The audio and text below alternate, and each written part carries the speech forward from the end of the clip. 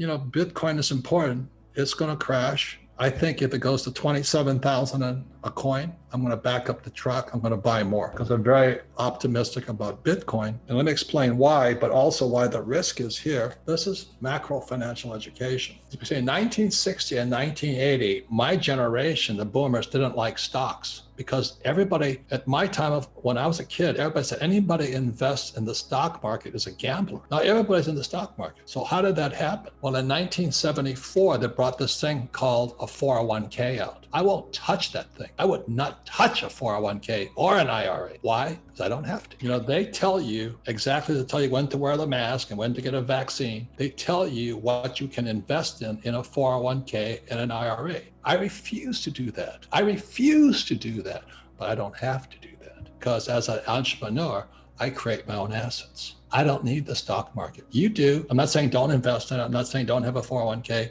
don't have an IRA. Just screw you. I'm not going to be told what to do. That's why I'm an entrepreneur. You like being told what to do? Go to school, get a job, save money, pay your taxes, get out of debt, and invest in the stock market. I don't want to do that. More than that, it's what you have to invest in. They had to do it because my generation wasn't investing in it. Mm-hmm. So that's why between 1960 and 1980, they didn't like stocks. So the 401k came out. Then what happened is in 1987, the stock market crashed. So Greenspan comes out. He's a Federal Reserve guy. Remember, the Federal Reserve is not American. It's not a government agency. So he came out, and what Greenspan put was what I call a PPT. It's the plunge protection team, or also called the Greenspan put, or also what people say, don't fight the Fed. Basically, what Greenspan did is every time the stocks crashed, the plunge protection team would protect you. So my generation, the boomers, are going, well, I don't have to worry because every time the market crashes, the Federal Reserve Bank and the Treasury will bail me out. So that's today we have our US corporations are zombie. 20% of US corporations are zombie corporations.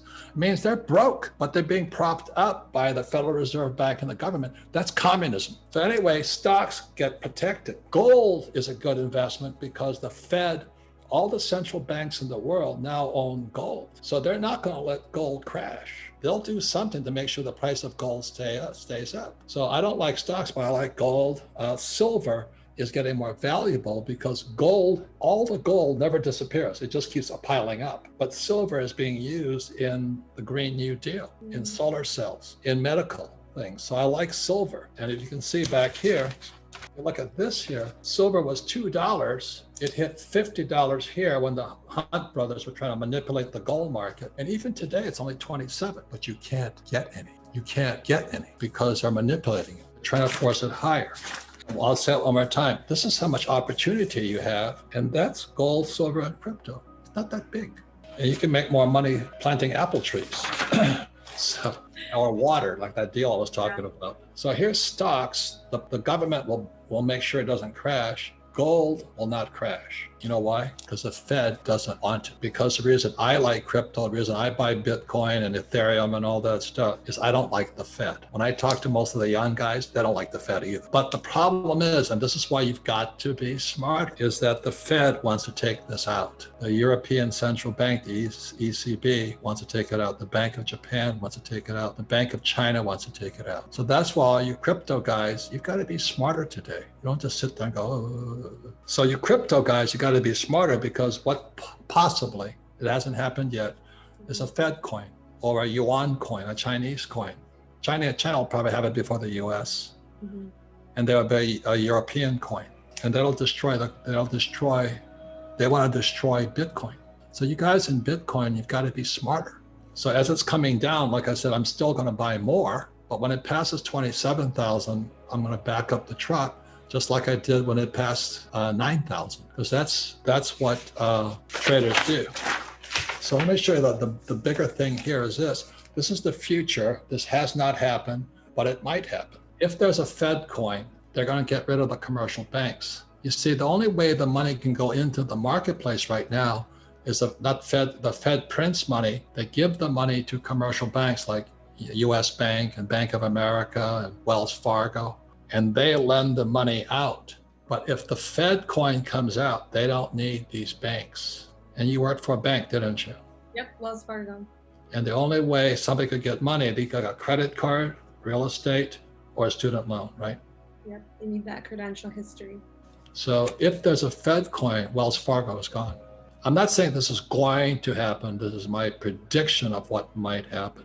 Don't say I'm saying it's going to go out and all that stuff, you know. At the same time, if a Fed coin comes in, it wipes me out, because the way I get my money is I have great credit.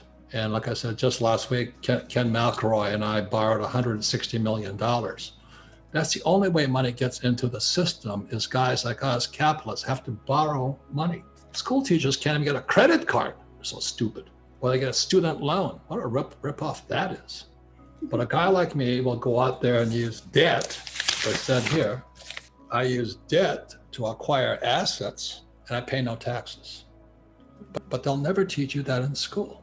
Any comments there, Alexandra? That's why there's no financial education. That's why my poor dad was a Marxist, and he taught people that capitalists are crooks. And now there's crooks everywhere. You know, there's even crooked ministers. Obama likes those guys. Mm-hmm. Okay. So it's not the money, it's the person. And our school system's intentionally designed not to teach you about money, because once they take these two away, then they go to Marxism or communism. UBI is universal basic income. You know what I mean? And that's what they're doing today with the stimulus checks. They're giving money straight to you. They don't need these guys anymore, you know, because I had to go to see you and either get a credit card or get a home loan. And these guys slow down the economy. So if they go to if they go to a Fed coin, these guys are gone. We go to pure communism, which is, I think, the intention. That's why Kamala Harris is going to be the next president. Or MMT, you know, it's Marxist monetary theory. That's my prediction. I'm not saying it's going to come true. If you say, well, I said that, it's not true. And what that is called is totalitarianism. It's beyond Marxism. They control your thoughts, they control your breathing, they control your injections, they control your money, they control how you get your money, how much you make, where you're spending it, where can you travel. They'll know everything about you. It's called totalitarianism. And that's why one of my friends predicted that Bitcoin will go to 1.2 million. I don't know that. I just listened to him. He's a lot smarter than me, you know, but he says 1.2 million. Max Kaiser says 250,000. Some guys say, you know, 100,000. I watch silver. I think silver will go to 100. If silver goes to 100, I make a lot of money. It doesn't make any difference.